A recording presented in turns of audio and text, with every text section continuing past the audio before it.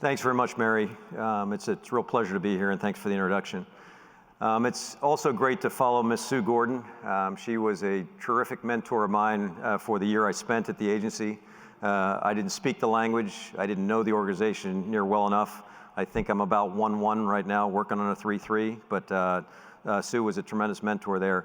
In fact, I thought I'd return the favor. I don't know if she's still in the crowd, but by the power invested in me, I wanted to give her an honorary doctorate so she could move on to life after. So just by a round of applause, let's award her doctorate.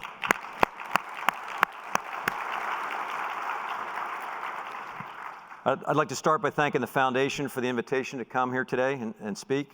This is my first GEOINT symposium, and I'm glad to be included as a speaker. I am usually not intimidated by most crowds. In fact, this last weekend I was out at Sedona at the McCain Foundation. I got to follow Director Pompeo and then my boss, Secretary Mattis. So it's something that I've had to get comfortable with, certainly over time. But I admit to being a little bit intimidated today because truthfully, I look at this audience and can't help but feel a little bit intellectually stunted. So I've brought the power of my bifocals to keep up with you guys, my latest edition. USSOCOM, as you may know, is both a voracious consumer, some of you would say an insatiable consumer of intelligence, but also a prolific producer, ranging through all the classic disciplines, including GEOINT, special intelligence, human intelligence, FMV, and reams of captured enemy material.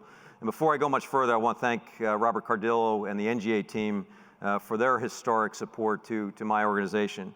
The term partner is bandied about too freely. In fact, sometimes it's a euphemism for something that doesn't really smack of a partner. I reserve the term teammate for a special breed of organizations, and one that NGA has earned in spades. So thanks Robert, and to NGA for the extraordinary teaming over time. With approximately 8,000 special operations teammates in over 90 countries, it is not hyperbole to state that the ability to effectively and quickly digest, analyze, and most importantly, disseminate information determines the success or failure of current and future missions. The ability to rapidly collect, understand, and share data of operational or intelligence value across our formations and with our diverse partners is vital to the successful conduct of special operations. USSOCOM embodies driving data to decisions and actions. And as we do so, we are certainly not alone. We work closely with intelligence, defense, interagency, academic, and industry partners to get after the hard problems, or more importantly, the opportunities that data avails. So my mission today is to speak to this group of GEOINT professionals to leave you with a sense of what USSOCOM is doing, where we want to go, and how this group is instrumental in getting us there. Yesterday, Undersecretary Kernan challenged the GEOINT community, both the government and commercial spheres, to find solutions to make sense of the massive volume of data available. In fiscal year 2017, we collected 127 terabytes of data in captured enemy material alone. Every year, the number increases exponentially. To put it in perspective, the Osama bin Laden raid resulted in only 2.7 terabytes of data. And 127 terabytes of data doesn't include the countless hours of FMV, full motion video, publicly available information, and information collected through other means. I usually refer to that as the Indiana Jones warehouse of data. USSOCOM is actively participating in efforts to uncover the next huge step in leveraging our extraordinary intelligence capabilities.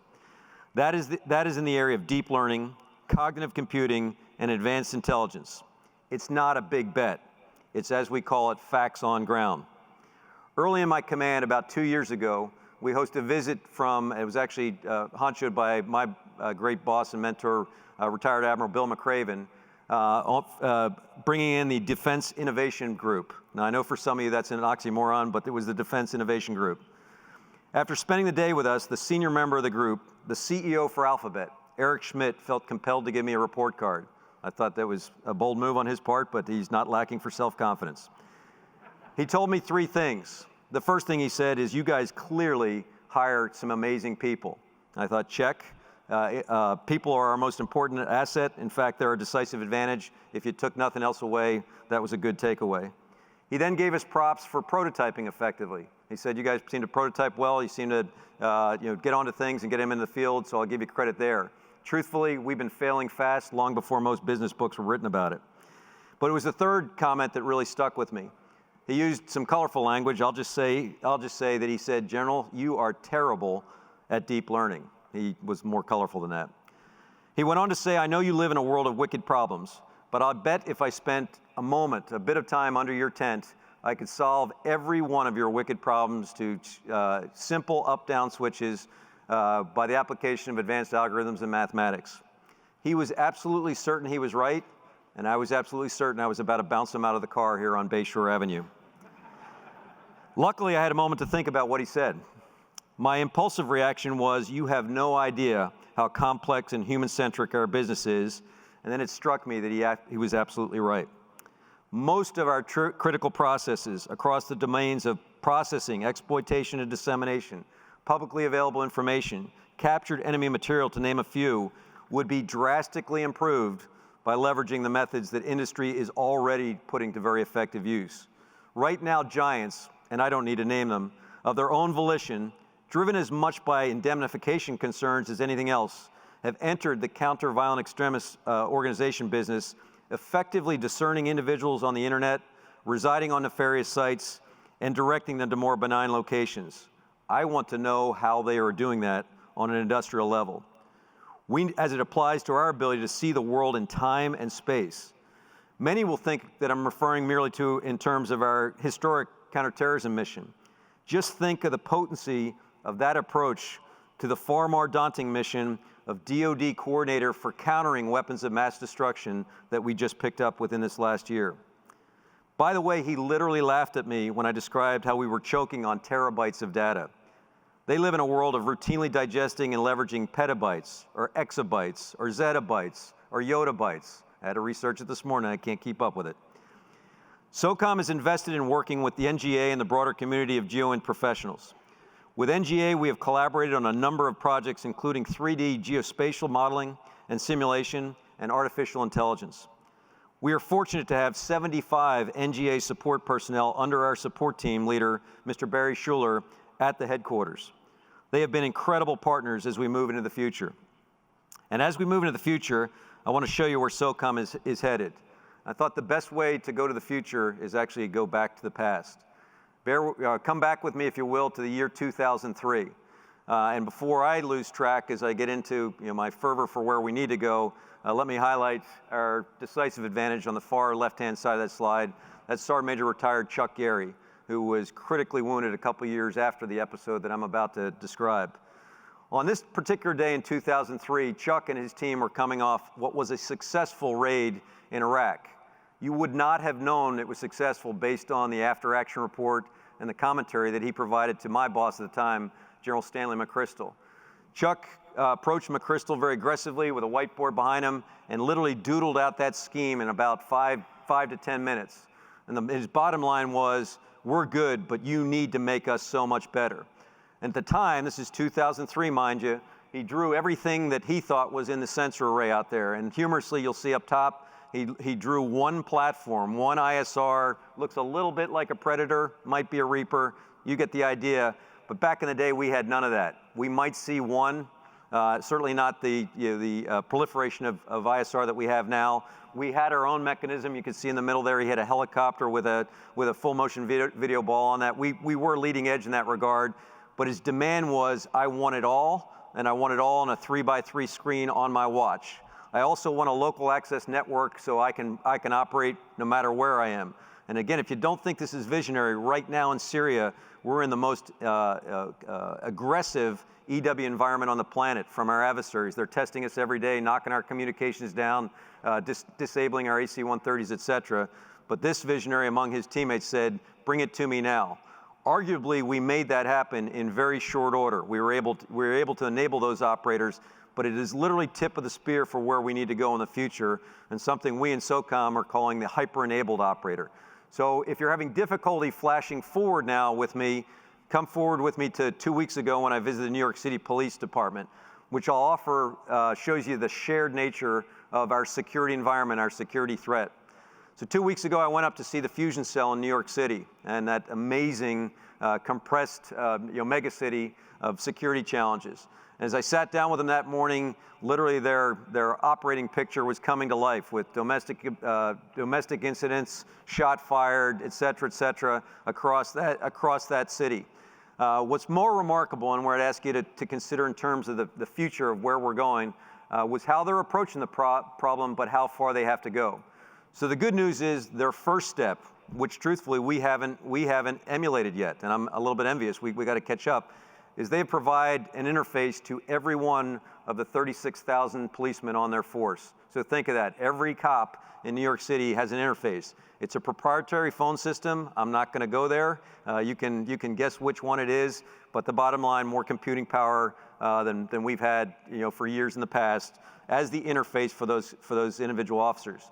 Now they'll tell you that they have the same problem that we do, that they have to compel their officers to take your phone with you, take your interface with you, and don't leave it in the lockup. But imagine 36 cops on a beat that have this phone interface. In support of that function, they've attempted to array all the data that those police officers need to do their job. And arguably, they share the same sort of approach that we do from a defense standpoint.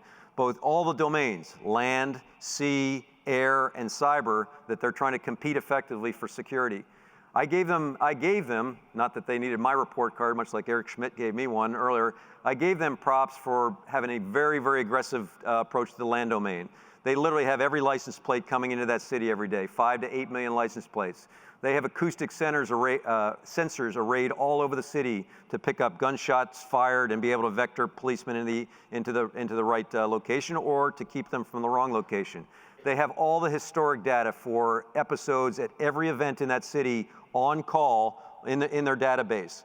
They have not gone, so you can understand the types and amounts of data that they are just pouring into the gonculator of information that policeman, he or she, might need going to the scene of an episode.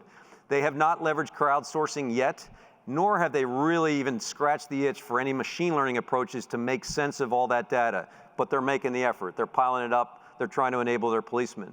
Where I thought they were actually a little less forward-leaning, but they suffer the same dilemma that we do in the military, is the application on that individual operator, on that policeman, in terms of helmet cams and body cams. Some of you know we suffered a very dire lesson in the downside of helmet cams recently in one of our combat locations, and clearly we're working to rectify that. It should not be used as leverage against us, but the potency of helmet cams and sensors on that individual, especially pertinent to the discussion we had yesterday, the approaches like Maven, where we're front-loading artificial intelligence onto those sensors. The potency of that is extraordinary. So think of it as the cop on the beat or the soldier on patrol who has all the information he or she needs ahead of time, or as much information as we can provide them with the most aggressive machine learning approaches possible to discern and figure out what they need to know, and then the ability to real-time see what they really aren't seeing in a crowded room or a crowded space by the help of these sensors. That's the art of the possible going forward, and certainly an area that we hope to work with them. So again, just a little epiphany that hit me within the last 2 weeks in terms of future opportunities. So what does this take to get there? It takes a boldness that arguably we're not quite approaching. It takes getting over our fears. We have the people. More importantly, we have the opportunity right now. And if that's not compelling enough, our adversaries are already clipping along at an extraordinary rate to be there. And to take it even one step further, how far do you think it will take for a totalitarian regime to take the applications of machine learning and cross them over into security approaches that we will suffer the burdens and the obstacles that Sue Gordon just described prior? We have to compete. Look around at this room and the people here in this conference. We have government GEOINT professionals, we have experts from academia, and we have folks on the ragged edge of development industry. The people are here. The people to solve this problem are already in the room. There's one missing link, and I ask you to continually and obsessively think about it, and that's the customer. Your linkage to the customer, I'd offer we're one of your most demanding customers, is key. At the risk of being the second person in the morning to quote Jeff Bezos, I would offer you need to have an obsession for your customer. So we need to build the teams with the right mix of people doing the right things. We need to make sure we are giving them the right authorities to do those things. And we need to ensure we are empowering them to find creative and innovative solutions. And as we seek solutions, We have to get over our fear of sharing information. Right now, information sharing is the coin of the realm for my force. As much or as important as being man-to-man with people out in the field is our ability to share information with them, and I'm very appreciative of our Director of National Intelligence for breaking through those barriers every day. We're sharing like we never have before. After all, finding solutions to our data problems won't be very helpful in making decisions or taking action if we can't share what we found because it sits on standalone or overclassified systems, or worst, we can't share it with partners who actually can take action. We need to also prepare to share with non-traditional partners, which again, we are on the leading edge of that every day. I think this community, which has come up with creative sharing solutions in the past, is optimally primed to do more in the future. So I'll close again by thanking all of you for historic levels of collaboration to get us to where we are today. And I look forward to even greater collaboration and success in the future. Thanks very much for your time.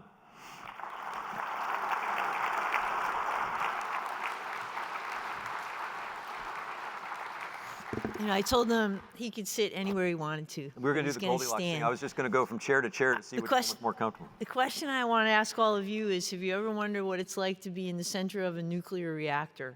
Mm-hmm. That's what it's like spending time with General Thomas.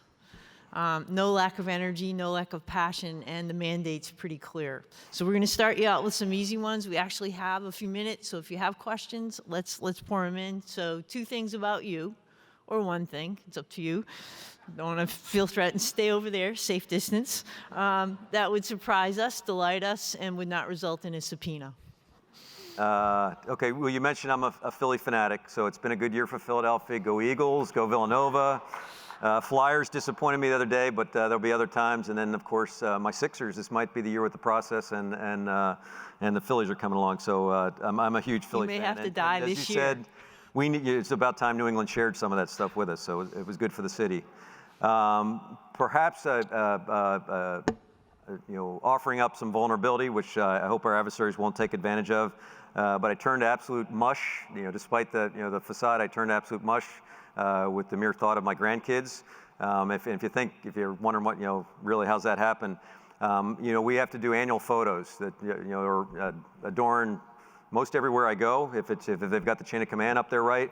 And so I typically will stand in these photo sessions in whatever mood that I've come into, and it's hard for me to fake a smile. I can smile with the best of them on the right occasions, but I usually give the photographers the hot tip. I said, okay, if you want me to smile and it will be beaming, it'll be stupid, it'll be silly, make me say my grandkids' names. So I'll trot out Ray, Violet, and Ford, and then stand there like a beaming idiot, and they take advantage of it. So those are 2 things. Yeah. If I can, before we start the Q&A though, because you actually inspired me to this early, and actually Sue talked about the gotcha world we live in. I was actually up at the Council for Foreign Relations about 3 weeks ago. And the NPR reporter who was interviewing me asked me up front, what's the one thing that surprised you about being a 4-star, besides being surprised that I'm a 4-star, which it absolutely surprises me. And I said, you know what I wasn't ready for? I wasn't ready for every word that I utter publicly to be misconstrued or the subject of clickbait, as Sue mentioned earlier. So I would offer I'm fully prepared to take questions here. I'm not going to go anywhere near any operational issues if I can avoid it. But I'd ask, if amongst professionals and the media that are here, that you understand why I'm somewhat guarded and trying to be a little more thoughtful in my responses going forward, because I've provided too much news to the media over the last 2 years. I'm trying not to do so in the future. Well, if there is a community that understands that better than this one, I would be surprised. So I think we will respect that. I'm going to ask you eternal happiness, the Super Bowl win of the Philadelphia Eagles in a wonderful victory, or USMA's win over Navy. Which one created? In the Snow Bowl this year, yeah. So you can't decide. I can't remember the last time we lost to Navy, in fact. Well, you know what? That happens as we get older, right? Okay, and the last one, better surfer, you, General Vattel, or General Schmidt, your J2? And what was the question? Better surfer. Better surfer? I'd probably give Michelle the props for There that. you go. Okay, that's a little bit about you. So let's talk now about some serious things and some of the questions that you have. one of the great pioneers of the use of open source intelligence, and you mentioned why. You partner by, with, and through this amazing global soft network. What has been the impact of your ability to share the products coming from the commercial industry or open source in terms of creating capital for this vision that you have of a connected nation or a connected world of soft that do things the right way for the right purposes? Indescribably powerful. So again, I'd go back to, for years we were inclined not to share. I don't know what happened. And think of it, it happened in around the time of WikiLeaks and all the other stuff, so I thought, oh boy, we're going to go backwards. But Dee and I actually went the opposite direction of need to know, as opposed to need to know, a more restrictive need to know. And so the humorous but thankful reaction from almost every one of our partners with whom we're allowed to share is first a little bit of anxiety on why are you sharing with me now what stuff you never did before? What are you up to? What's the ulterior motive? And it's literally been, no, we've been holding some of this information excessively, and in many cases, you can do things. You have authorities, you have access, you have placement, or it's your country, even more important, and we're trying to enable you to do your security. It's the essence of by, with, and through, so why wouldn't we give it to you? It's incredibly powerful, and truthfully, while we still have restrictions in place, almost every day we're teeing up some nuanced approach that can we share. And I'm really jazzed that on almost every occasion we've found a way to say yes. That we've said, okay, might always concerned about sources and methods and things like that, which are sacrosanct. But yes, let's find a way to share here going forward, and it's been incredibly powerful. So that, I think, driven by the fact that we have shared adversaries with partners that you think we would share to the utter degree. So I raised the question for two reasons. One, I wanted to give credit to NGA and the vision of operating in the open and the idea of creating that foundational data that comes from all of you and a lot of the people that we're going to meet on the next panel. But secondly, this great leader right here, not accepting no for an answer, of saying, I need it, and I need it now, I need it fused, and I need it to be informed by multiple sources. The vision that you gave us about the New York Police Department and how that could translate into improving the way your operator at the edge is informed should be instructive to all of us, because that is open source work being done at a federal or a local agency where we can perfect some of the things that we do and then get it over the transom to you. So thank you for being a pioneer, and to both Director Cardillo, Director Long before him, thank you for the vision of Pathfinder, and thank you for continuing to work on that. Mary, when I mentioned the police department's approach, they are most comfortable in the land domain. They will acknowledge on the maritime domain, less so. The air domain, the same challenges we do with small UAS systems that are underneath our air superiority some places, and have absolutely vexed us how we adjust to that, both as a threat and then with the opportunity it provides. Because truthfully, our operators suffered this challenge for a while in Syria, Iraq, and then instantly said, why aren't we competing more aggressively with everything that drone technology and UASs afford? And so we have flipped that pretty aggressively, not nowhere near where we need to be. But the domain, and then cyber. I mean, they're interested in not only competing but dominating cyberspace as well from a security standpoint. So when you think of that fusion that you've seen in the civil side, protecting law enforcement, and you think about one of the great questions that was asked is, how much risk are you willing to take if we bring stuff forward? Because we know you don't have time for failure out there. Is maybe perhaps the encouragement is understand that the relationship between a police department, which is doing fusion at speed to find people in populations, is sort of absolutely analogous to the kind of view that your operators need to have. And so for all of you trying to figure out the SCI, get over the hump to work with the Department of Defense, it might be useful for us to think about ourselves a little bit more creatively. I want to talk about AI, because you have said, I think you were asked if you could have anything, and it was a Super Bowl victory, and it was if you could have anything last year, what tech innovation would you like to have? Talk about what your command is trying to do with artificial intelligence. Where do you think you are? What help do you need? Yeah, it's kind of a new passion for me, and I admit to seizing it late in life. I told you about the Eric Schmidt prod. I'm glad he did it, because I probably would have sat back thinking that we were moving along apace with everybody else, when in reality, it just struck me that no, we're way behind in terms of where we should be when you think of the corporate approach. We are trying to adapt machine learning into everything we're doing. So a recent book that our former Director of Acquisition and Technology passed all of us, that I'd commend to you, Machine Platform Crowd by McAfee, literally at the end of every chapter challenges you for why aren't you embracing this in your company, apropos to military organizations as well. And so we're trying to apply that across the board, but even an organization that prides itself in agility, which we do. I mean, just incredibly creative problem solving, and I don't have to compel innovation in my organization. I have to harness innovation because it's 83,000 problem solvers who all have great ideas, and how do you put it into programs of record?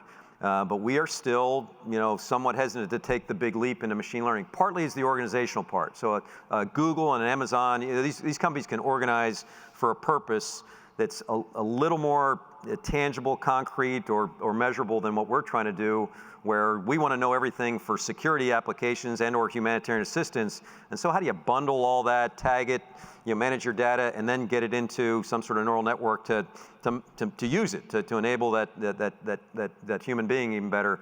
It's a daunting problem left in the organizational sense, much not to mention years of admiring the problem of data that wasn't interchangeable. Good God, I mean, how many years did we go through new and better systems?